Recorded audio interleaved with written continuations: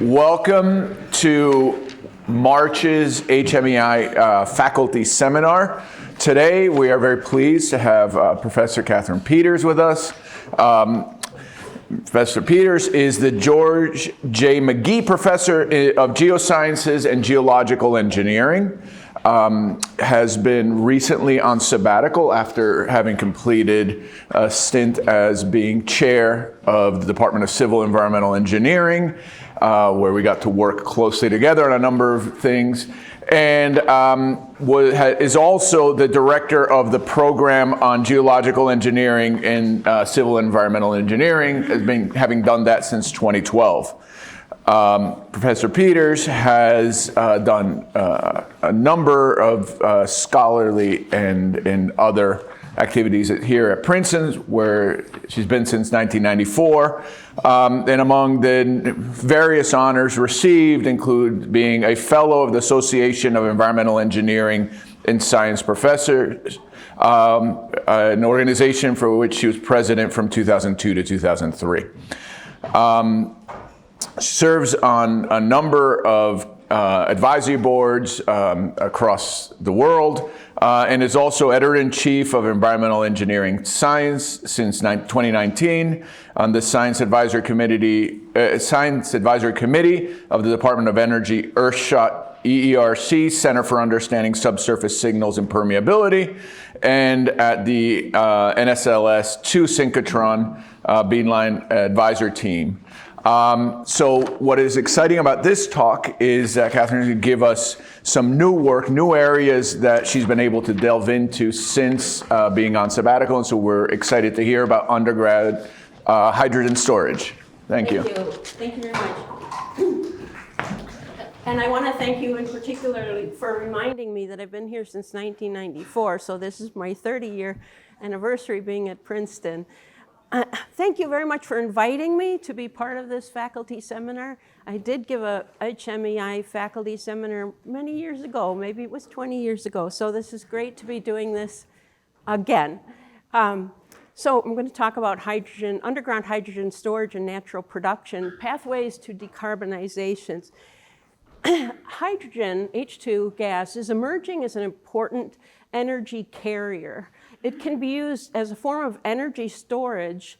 It can be produced by electrolysis of water using, for example, electric power from renewable energy sources.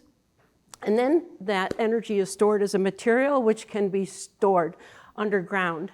And the generation of hydrogen, as I've just described, from electrolysis using renewable energy, that's been called green hydrogen. I will also, at the end of my talk a little bit about natural production of hydrogen underground, and that's been called several colors: white hydrogen, gold hydrogen, orange hydrogen. The community has not settled on a color for that one yet, but either way, we need a place to store hydrogen, so a large part of what I'll do today is talk about underground hydrogen storage. And storing gases underground is something we've done in the United States and around the world for more than a century. So it is a technology that we feel fairly comfortable with, but whenever we're talking about a new molecule, we have new challenges. So today I will talk about the opportunities and challenges for putting hydrogen underground, and with the hopes that we would be able to store hydrogen underground for months to years like we do for natural gas, for example. Before I go on, I just want to acknowledge my name is the only one there, but really my work is always collaborative, and I'll just acknowledge some of the institutions where my collaborators are. In particular, at TU Delft in the Netherlands, I just returned from 6 months there as a guest visiting professor in geosciences at TU Delft. And so my head is filled with not only the way I'm thinking about hydrogen storage, but the way Northern European countries are thinking about hydrogen. And they're moving very fast, seemingly faster than we are in the United States. Okay, I'll hold this. All right, so my talk will have 3 parts to it. Is it okay if I migrate over here? Great, thank you, I'm a migrator. So I have 3 parts. First, I'm going to talk broadly about underground hydrogen storage. So there's none of my research in here. It's just that I think this is a new topic for this audience. So I want to give a broad overview and tell you about some of the things that I think are interesting about it scientifically. The second thing is about some of the research we've gotten started, where we're looking at the geochemical and mineralogical conditions that are relevant when we would store hydrogen underground. And then lastly, and this third part is going to be short, I will talk a little bit about our thoughts about natural hydrogen production underground and opportunities for co-benefits. Okay, let's get started with the overview. Broadly speaking, there are 2 places that we can store gases underground: in salt caverns or in porous formations in a sedimentary basin. And the porous formations in a sedimentary basin include, for example, depleted reservoirs. So where hydrogen or hydrocarbons have been produced, that is a spot underground that has proved itself capable of containing a buoyant gas over hundreds of millions of years. And so that can be a reliable place for putting a buoyant gas for storage. So that's one example. So the other example is quite different. We don't do much of this in the United States. And that is to take advantage of underground formations that are in sedimentary basins, but they're not porous sedimentary rocks. They're salt rock formations, and they often have this dome structure. They're often called salt domes. And the way we would store a gas there is to create a cavern.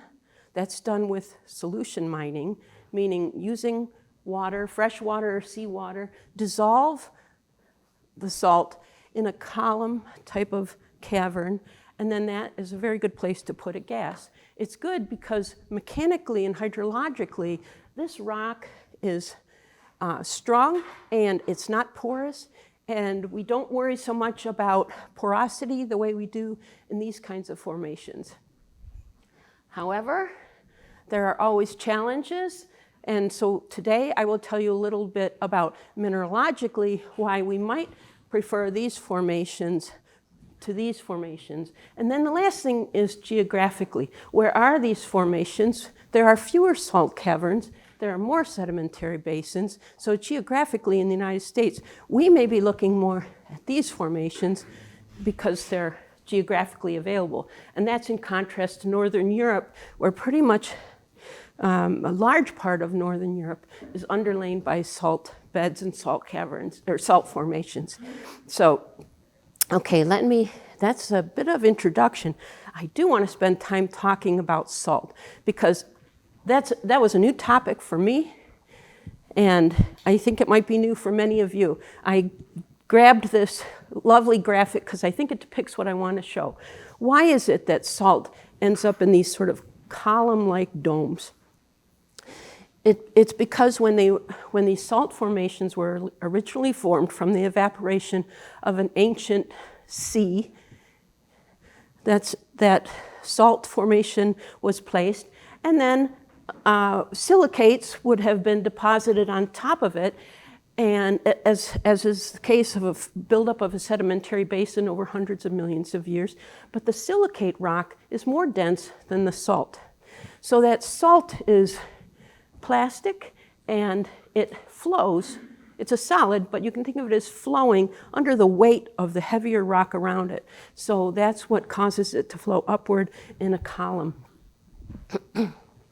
And there are many places where it reaches the land surface, and I'll tell you about that in a minute. But what I like about this graphic, again, it's not my graphic, but what I like about it is it shows why the oil and gas industry has been so interested in salt domes for a long time, for more than 100 years. And that is because this process of the salt dome rising up disrupted the strata of the sedimentary basin and created all sorts of traps for buoyant fluids. Like, see these green triangle areas? That disruption caused these traps where oil could be found, for example. And so the oil and gas industry has always known that if there's a salt dome there, there's probably hydrocarbons around it. So I have a story about that to tell you in a minute. So what about salt cavern storage of hydrogen? This table here is a list of all that's happening in the world so far.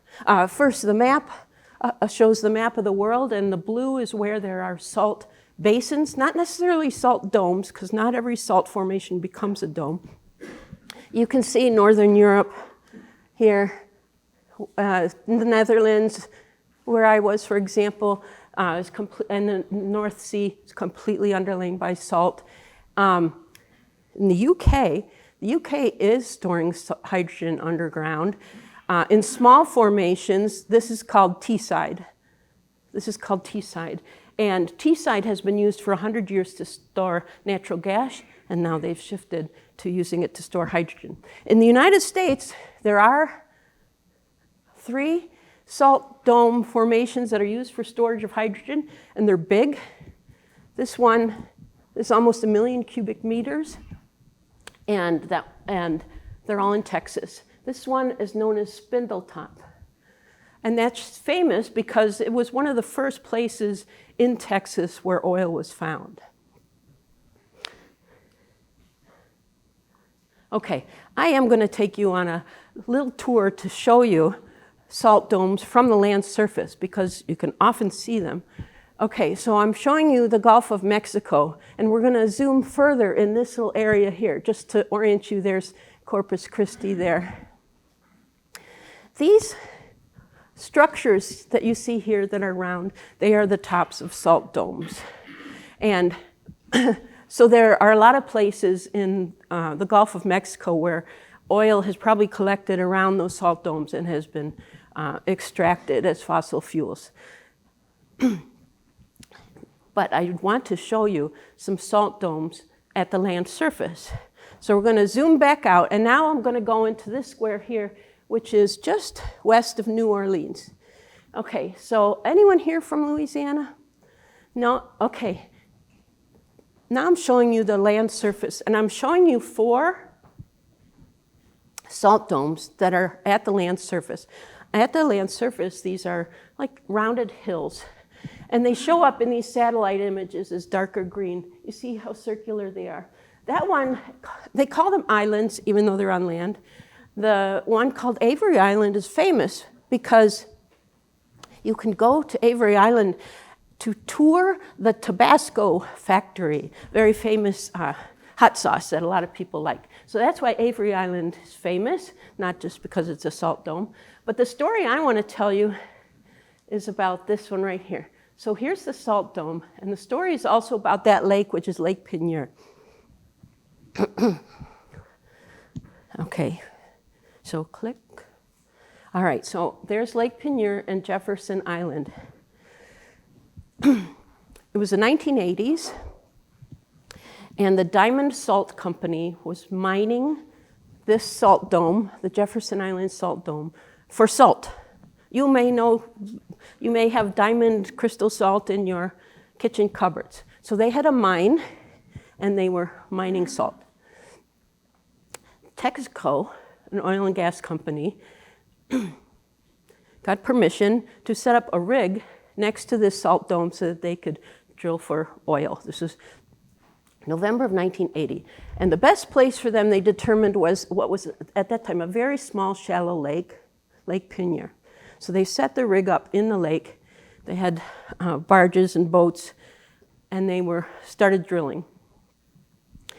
And suddenly, they noticed something went wrong. What they had done was they had drilled into the salt dome and right into the empty space that was the mine. And suddenly the water started draining. The water of the lake started draining. Fortunately, all the mine workers that were down there managed to get out. All the people that were on this rig and this boat, they all managed to be saved too. But it took 3 hours for the entire lake to drain down the hole. It was a gigantic whirlpool. that sucked up. The entire rig went down the drain. The tugboat, other boats, many trees that from the surrounding land. There was so much that went down into that stream that it caused reversal of the river that discharges this lake into the Gulf of Mexico, which then reversed course and filled up the lake with what is now brackish water. So this has nothing to do with hydrogen storage. It's just an amazing story that I wanted to share with you that I learned about salt domes. Okay, so let's move on. Okay, so I'm going to give you a little bit of an example calculation. When I started working in this sense, reading a lot, I noticed this sentence that everyone keeps reporting, which is right here. Hydrogen has the highest energy content of any common fuel by weight, about 3 times more than gasoline. And that sentence, has been picked up and repeated and repeated and repeated. But I knew there was something not right about that sentence. So what I want to show you is the way I think about this. So let's use the example of a salt cavern that's about 1 kilometer underground and about half the size of that spindle top. So let's say 500,000 cubic meters. And by the way, that in height, that might be sort of a quarter of a kilometer in height, a cylinder that high. And let's go to a depth where the pressure is about 100 bar, a kilometer down, and the temperature there would naturally be about 40 degrees C. So we can use an equation of state, meaning the pressure, volume, temperature data for hydrogen to figure out what would be the density of hydrogen under those conditions. And so I'm just showing you this. You don't have to pay too much attention to it. But at these conditions here, the density is 8 kilogram per cubic meter. Let's compare that to methane, for example, because we also put methane, natural gas, underground. And I'll also compare it to CO2 just for interest, because we do talk about putting CO2 underground. Okay, so, and then I also put crude oil here. So here are the mass density numbers for hydrogen in comparison to those other substances using PVT data for these two. And you can see it's far less dense than everything else. So to me, the more interesting number is what is the energy per unit volume, not the energy per unit weight. First, why is it that CO2 is so dense? Why is it that when you put CO2 underground, it's so dense compared to hydrogen or methane? Well, it's all about this linear molecule, carbon with 2 oxygen atoms in a linear structure. Oxygen atoms are very electronegative. They like electrons. So in this molecule, the electrons tend to be pulled toward those oxygen atoms. And the result is these 2 little dipoles that get set up within that molecule. It's not a charged molecule, but there are dipoles there. When one molecule has a dipole and another molecule of the same thing is nearby, they can orient themselves in a way that's favorable and attractive. And so that's why CO2 can be pressurized so effectively. And when we talk about putting CO2 underground at a kilometer depth, it becomes a supercritical fluid. It's very dense. And so that is not the case with hydrogen. It's not the case with natural gas either. So the heating values of these materials, yes, the heating value of hydrogen per unit kilogram is high, but the heating value per cubic meter is not. And so I just wanted to share this with you, that I think this is the right way of thinking about hydrogen underground, because that's the actual spatial heating value that's relevant. Okay, and then I have one more thing to talk about. So if we have this salt cavern underground that is 500 cubic meters, maybe 0.25 kilometers high underground, how much energy is that? So I just did a little total calculation in the salt cavern, and here are units in terajoules. If we're putting natural gas there, it's about 2,000 terajoules in that salt cavern. And if we're putting hydrogen there. It's about 1/4 of that. How much is that? So I just went and figured out how much would it take if we were to power a city with hydrogen gas, which we don't do, but just for the sake of it. Electric power consumption terajoules per day. So New York, London is about the size of this number. So that just gives you a sense of how much energy this is that we would be able to store in an underground salt cavern formation. And you can see the Netherlands is there because I was first giving this talk there when I was on sabbatical. All right, so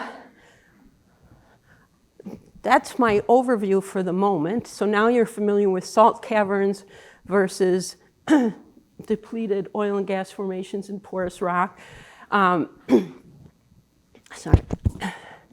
Now I want to shift to some of the research we've gotten started. As I mentioned, as an environmental chemist, geochemist, my thinking is always, what is going to happen when you introduce a reactive gas underground? And so I became interested in thinking about those questions. And so I'm going to tell you a little bit of a project about the role of sulfur and how it plays a role in underground hydrogen storage. Okay, so the hydrogen was produced in an electrolyzer with electric power, and electrons was given to it, but then it will be happy to give them away under a favorable condition. And so hydrogen is an electron donor. So in a redox reaction where we have something that can give away electrons, there has to be something else to take those electrons. Here are examples of elements underground that can take those electrons. And I want to draw your attention to sulfate. This reaction is very well known, and putting the two half reactions together, that's called bacterial sulfate reduction. It is mediated by bacteria. It's a dissimilatory process for bacteria. They don't take up the reaction products, but they get energy from this reaction. And then the sulfur that started out as sulfate, which is the oxidized form of sulfur, the sulfur gets reduced to a sulfide. And the important thing here to note is the production of H2S. And so that gas, hydrogen sulfide gas, if that is produced in the context of underground hydrogen storage, it's important because it is damaging the value of the gas, the hydrogen gas that you put down there. If there's a significant enough quantity of H2S in the hydrogen that you put down there, once you're ready to pull it back out, then you have to treat it. And so that's a problem economically. It's also a very toxic substance. Sulfides can precipitate with iron. They can grow biomass if there's a carbon source. So there are reasons why we don't want this reaction to occur. And I started thinking about the fact that these two categories of places where we can put hydrogen underground, the porous sandstone depleted reservoirs versus salt caverns, they're very different mineralogically. And I wanted to know whether there was really a categorical difference in the risk of H2S production of these two types of formations. And so what we did, here's just a bit of review of what I was just saying. So what we're looking for, what we're interested in is sulfur underground in this state? Meaning, is the sulfur that's there, and sulfur is often there, is it sulfate, or does it exist in these forms? Because oftentimes, in my experience, sulfur underground exists as pyrite or other reduced forms. So pyrite is a disulfide. It's not going to drive this reaction. Nothing will happen if the sulfur exists as in the -1 state or the -2 state. And so that's what I was thinking, like, can we categorically say there's a difference between the mineralogy specifically related to sulfur in the salt caverns versus in the depleted reservoirs, for example. Okay, so what we did for this research project is we we obtained samples of rocks from formations from around the country, and we have 2 salt rock formations from Alabama. And we looked at them.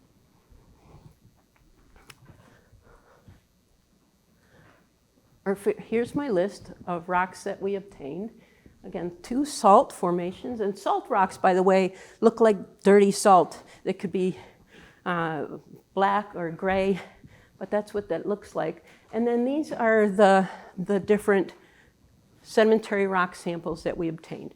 And what we did was we looked for the abundance and the oxidation state of sulfur. Now, to determine the oxidation state of sulfur, the best way to do that is with a method called Zanes. Satish here is an expert in Zanes. And Zanes is a way that we can determine whether sulfur is in the sulfide state or the oxidized sulfate state. And so we did this work. We took our samples to the beamline at Brookhaven National Lab for tender X-rays, and we did X-ray fluorescence and X-ray spectroscopy to do the Zanes analysis. Okay, and now here's one example. I'm going to show you 3 slides of results. 1 salt, 1 shale, and then 1 evaporite rock. So this one is one of the salt samples. And you can see what this looks like. This is just an SEM image. And you can see it's very fractured. But what was interesting to us is that mineralogically, this is mostly sodium chloride with stuff in it. And the stuff in it that we were seeing was a lot of sulfate in the form of anhydrite, this calcium sulfate. This is, when I've spoken with people in industry, like the people in the UK who are doing that hydrogen storage at Teesside, I asked them about this, and they said, yeah, we know all about that. When we create these salt caverns by solution mining, all of that anhydrite is quite insoluble compared to the salt, and the anhydrite just goes to the bottom, and they call that the sump. And they call them insolubles. So it's known that that stuff is there. So we were not surprised. Oh, and this is an X-ray fluorescence map. But what I want to show you is the Zanes results. We were not surprised to see this, that sulfur in our salt samples was in the oxidized state. It was sulfate, not sulfide. In every single sample we had, no matter where we looked, the sulfur was always oxidized. And here's the standard down here. We had a gypsum standard, and a peak at a lower energy would indicate reduced sulfur. And again, every sample showed sulfur in the oxidized state. So that's the sulfur that it would create a risk of that bacterial sulfate reduction and the production of H2S. So we know now one of the disadvantages of storing hydrogen gas in a salt cavern is this reaction. Well, what about all those other formations in the sedimentary basin? So now I'm going to show you a shale. This is the Green River Shale. It underlies a large area in the United States, Colorado, Wyoming, Utah.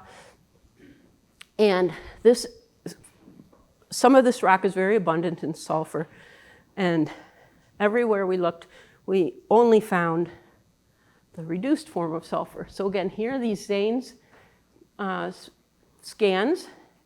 And here's the standard for pyrite, and all of them line up with that. So that was the 2 extremes. And what we found next is interesting to me. So again, this was a shale, and we also had some evaporite rocks. So this is the Eagleford Shale. The Eagleford Shale is a kind of a typical shale with a lot of clay mineral deposits, but also it's partly an evaporite. And what we found is a lot of sulfur. This is a map of sulfur, and sulfur showed up in 2 morphologies, this sort of laminar sulfur, but also granular. And when we did Zanes on this, we found that those two morphologies were of two oxidation states. So the sulfur that is laminar is sulfate. That's the one that would lead to a risk of H2S. And the sulfur that is granular, that's in this pink color here, that's pyrite. And so this was interesting because the ancient sulfur cycle that, you know, hundreds of millions of years ago led to these deposits being reduced, chemically reduced, didn't result in oxidation or reduction of all the sulfur. And the fact that you can have both oxidation states coexisting within millimeters of each other is interesting to us. So one might conclude, oh, okay, this rock is going to have risk of that H2S production because there's sulfate.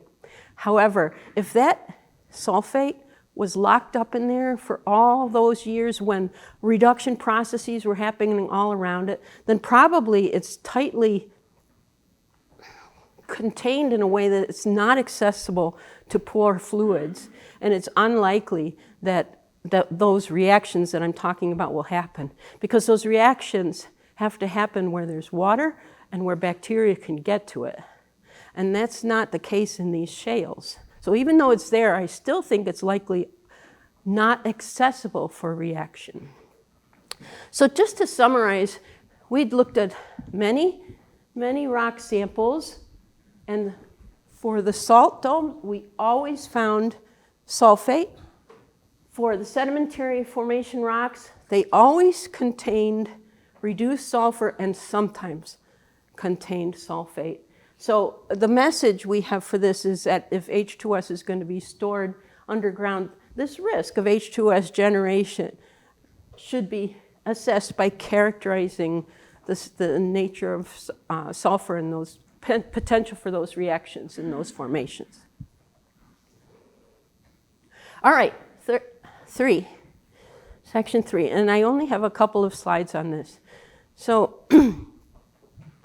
I'm happy to say that we have a new innovation grant from the School of Engineering to look at natural production of hydrogen gas and the possible co-benefits of coupling that process with carbon mineralization.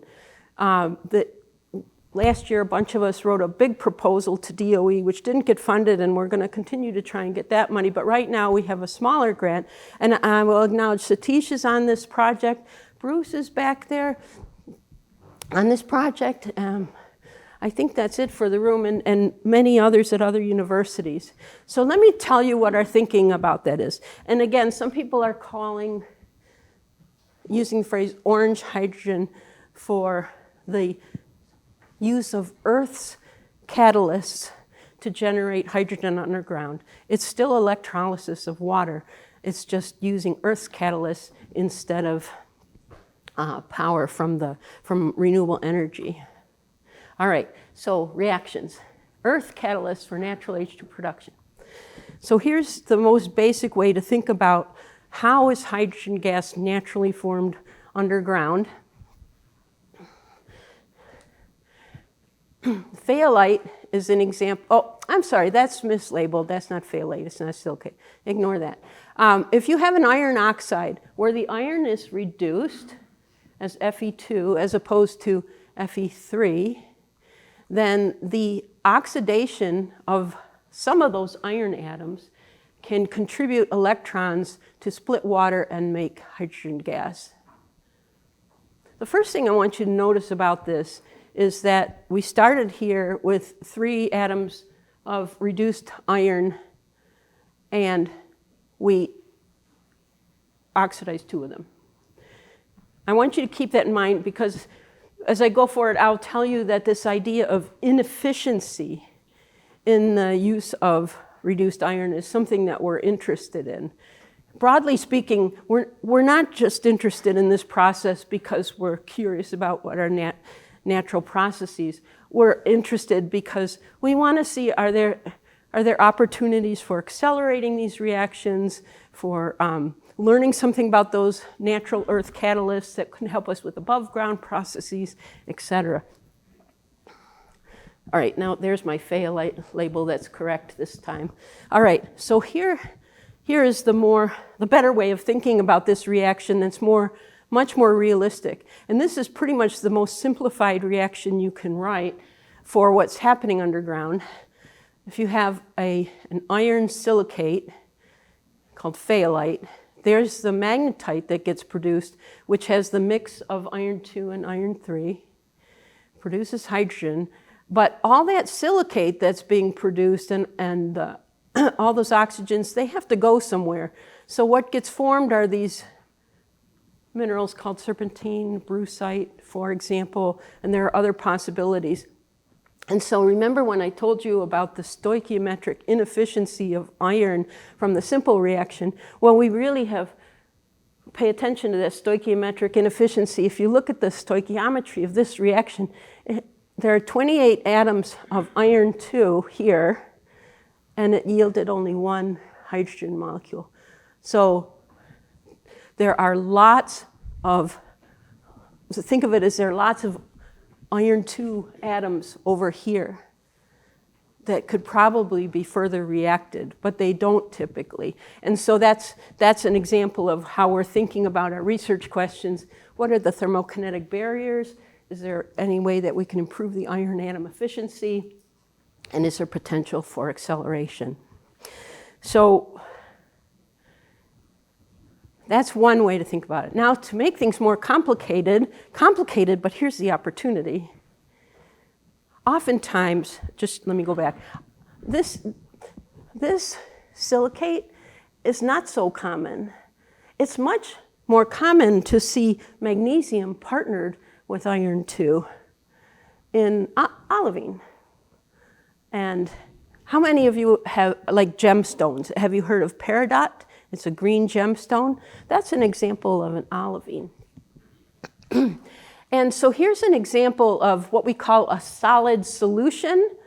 Olivine is a solid solution between these two end members. Here's phthalate on one end, and here's forsterite, which would be 100% magnesium silicate.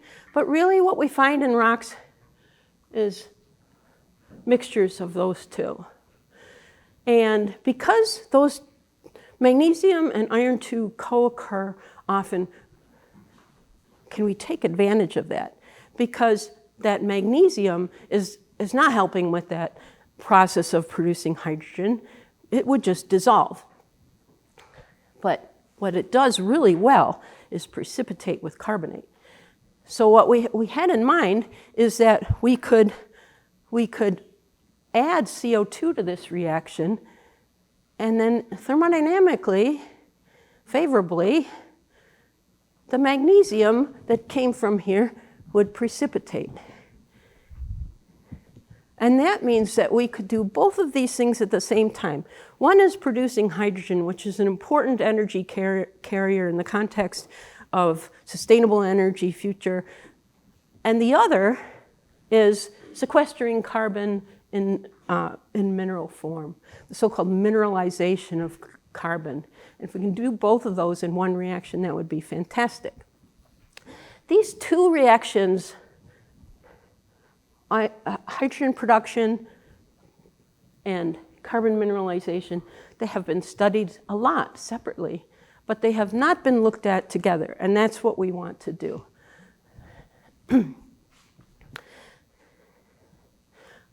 Okay, so do they occur together?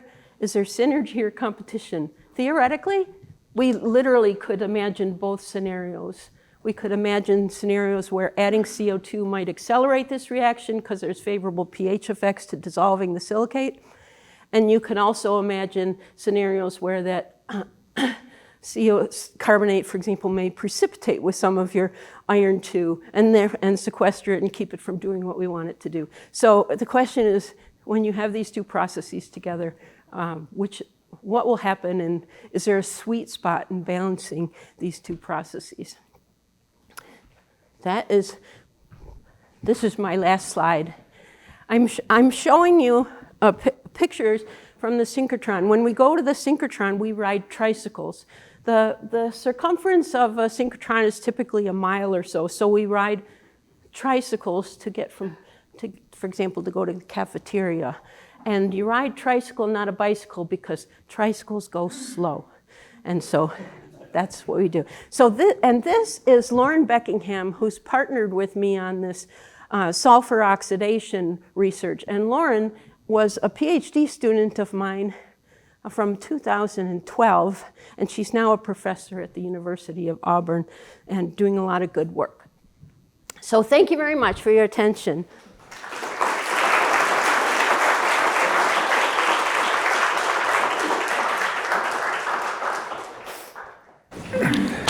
Okay, well, thank you, Catherine. And now we will start the question and answer session.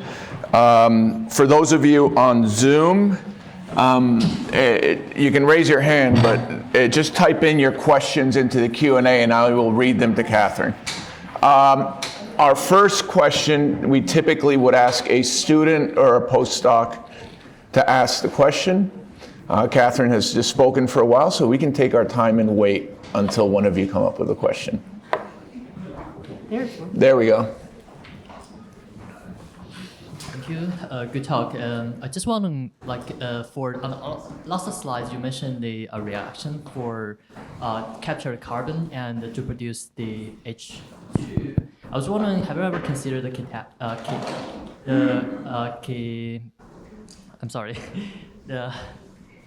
kinetic process of this reaction that would be fast enough to allow us to capture carbon to satisfy the human's desire? Yeah.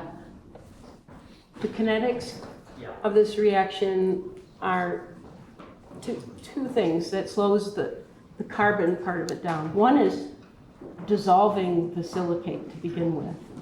That is kinetically slow. So even though this whole process is thermodynamically favorable, that part is thermodynamically slow. There's another interesting part. When we're precipitating magnesium as a carbonate, magnesium is an ion that in solution, it's a cation and it has a lot of water molecules attracted to it. It exists as a big hydrated thing and it kind of protects it from further reaction and inhibits the rate at which it joins with the carbonate ion to precipitate. So you're right to bring up kinetic concerns. They're there. Yeah. Okay, while we wait for another in-person question, we have an online question from Anu Ramaswamy. I'll read this. Hi, Catherine, this is Anu. How about the same reaction above ground to generate hydrogen and produce magnesium carbonate? I believe I read that correctly, where the magnesium carbonate can further be used in industries. Is there something about doing it underground versus above ground? So it is true that, again, let me talk about separating the carbon mineralization part. That since the 1990s, people have talked about doing that above ground, and the kinetic limitations that were just brought up are real. So those systems have to be very acidic and very warm. And so that, on the other hand, this is where we're thinking now, like Satish and Bruce, is that we're thinking if there's this co-benefit of also producing hydrogen gas, maybe it becomes something that was not really leading towards an technological innovation is now maybe technologically and economically feasible if both hydrogen and carbon can be dealt with together. Cool. Thanks for that question, Anu. And so we got Laura's next question, and then.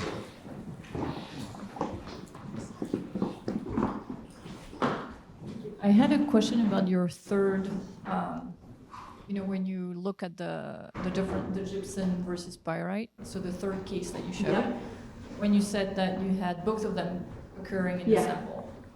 And you said, well, if the oxidized form is still there, it must be very well isolated from the rest. But when I saw that at first, I thought that it was there because it had as a secondary reaction, and that would mean, it was all pyrite first, and then it became that oxidized form, and then that would mean it's not isolated at all. So I wanted to. Yeah, I was thinking about it the other way around. That you're saying that it could have been that sulfur had gotten oxidized. Yeah. In a way, we don't know. And But I will stand by my statement about these shales are very tight with low porosity and low permeability. The images you are seeing are called thin sections where we cut across the rock. And so we're looking into the matrix of the rock where there may be very little water flowing through there. And again, I'll emphasize that these reactions that are bacterially mediated, bacteria need to get to those interfaces where those reactive minerals are. And I think that that's much more likely to happen in that anhydrite that's at the sump at the bottom of the salt cavern than embedded in these shales. So we have a question here, assuming the mics are working. Thank you, Catherine. That was a wonderful talk. You mentioned when in the second part you were talking about Teesside knows all about this sulfur issue, but they're Yes. but Yep. and it's basically salt is where you produce the H2S. It sounded like. Yeah, so I asked them Yeah, this. they're charging ahead. So what are they? What's So- going on there? So I asked them this question. I said, in June when I was at a meeting where I was presenting this and they were there, and then I asked them, do you worry about it? And now these people are not researchers from industry, and they were very proprietary about what they said, but basically it's, we know about this risk, it's not a problem, we know how to manage it. And so that's actually not a bad answer, because the whole underground industry, oil and gas industry, has encountered H2S, dealt with it, they do know how to treat it. The fellow actually told me, he says, we don't have an H2S problem.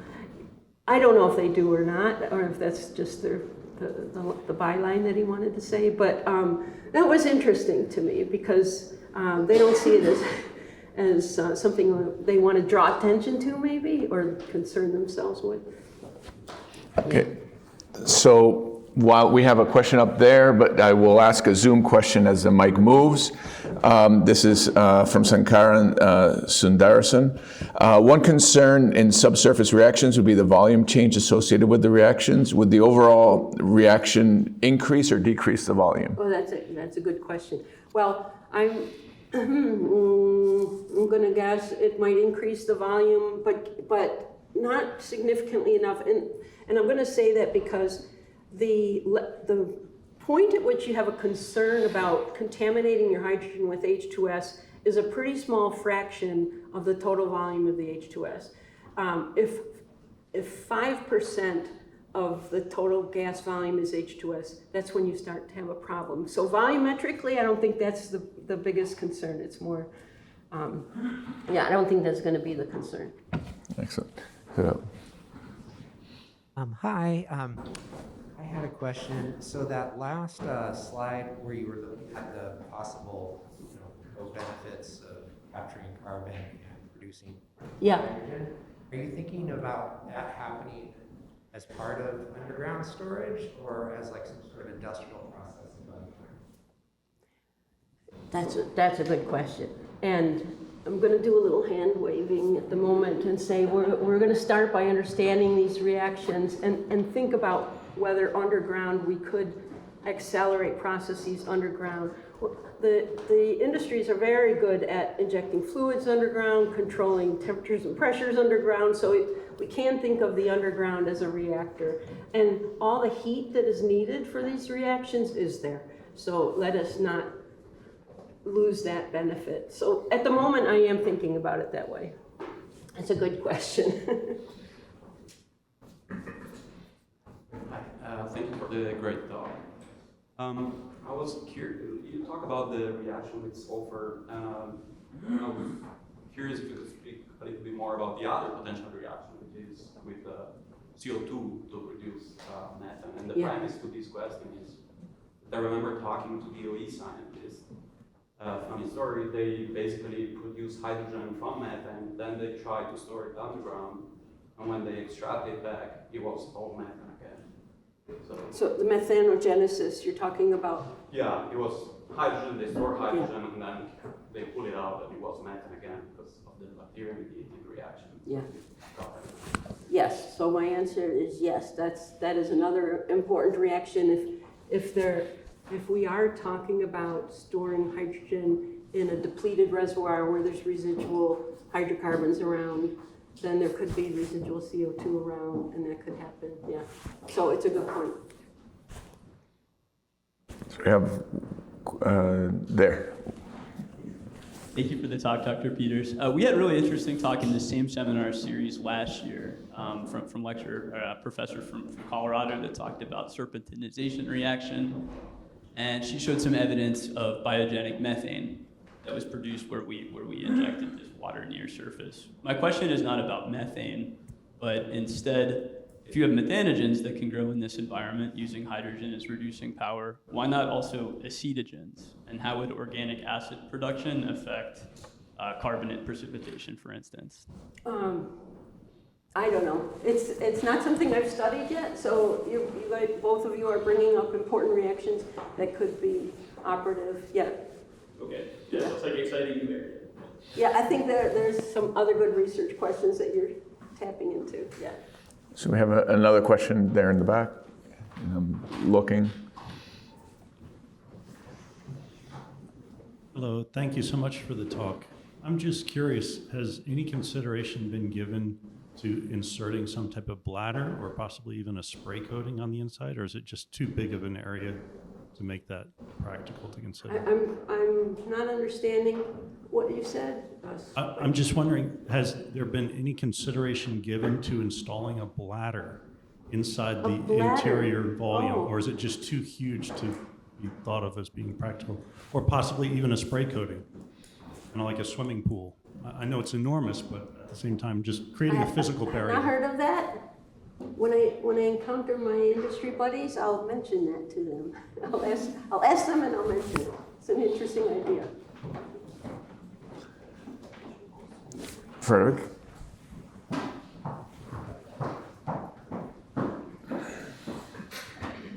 Thanks to the patience, we're down to one mic. Hi. I'm wondering what your take is on the knowledge base that there exists in what we used to call formerly resource extractive companies, and how fruitful your collaborations are with those same companies in now helping us provide potential solutions to climate problems. I don't know what you're referring to. How easy do you find it to collaborate with companies that to some are evil and to others are actually quite a repository of useful knowledge to help us? Oh, my opinion about useful knowledge, honestly, the oil and gas industry has a wealth of knowledge that we can draw on to use the subsurface for sustainable practices. And, so one might say, oh, those companies are evil, but really we cannot do any of these technologies without that, base of 100 years of industry practice of knowing how to drill underground, inject fluids, contain fluids, do all these operations safely. I don't know if that was your question, Frederick. I just wanted to hear you on the record on that. Yes, I guess I'm on the record. I'm on the record. Yeah, it's fine. It's my opinion. So if I had a question that is not about the underground, and it's about the introduction. Why are the surface domes green? Yeah, greener. Greener. I don't know. Why are they greener? And you can see them as greener. I don't know. Does anyone know? Does it have something to do with the salt or the fact that they're elevated? I don't know. And no, because in the Tabasco thing, I honestly thought it was a real island, but it's on the label that it comes from an island. It's not a real island. Every island is a land island. Yeah. Have you been there? No. And then, so one on your final bit about the what was the name of the gem? Peridot. Peridot. I'm going with the fact that because it's a gem, it's probably rare. So to what extent does the availability of that, or is it just rare because they don't make the pure kind? Yeah, right. So but olivine is not rare. Not rare at all. It's abundant. Yeah. Okay. Yeah.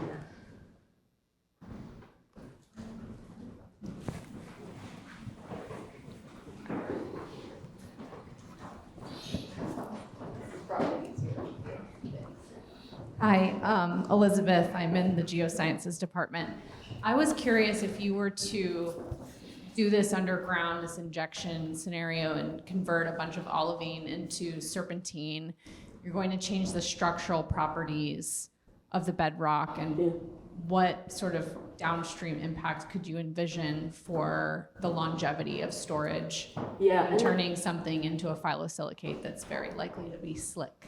Yeah, now you are touching on what has been near and dear to my heart for more than a decade now. A lot of my research is related to studying these reactions in porous media and how does it change the rock, both in terms of the pore network structure, mechanical properties of the rock, hydrologic properties of the rock. And so when Satish and I and others were writing that proposal, what we wrote about is that we can take advantage of what we know about the temporal scale of these reactions relative to the temporal scale of fluid flow. And so, for example, migrate the precipitates away from the reactants, sort of create a nice engineered, that's the way I think of it, an engineered reaction where we're using transport and reactive transport to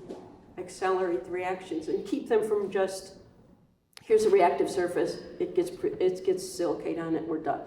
We want to be able to keep the sustain it, yeah. All right. So before we get chased out by the next users of the room, I would like us to thank Catherine again. Thank you. Thank you. And for those of you trying to update your calendars, April 2nd, it's the coming first Tuesday of April. Gabriele Villarini, Professor Joint in Civil and Environmental Engineering at HMEI, will talk to us probably about flooding.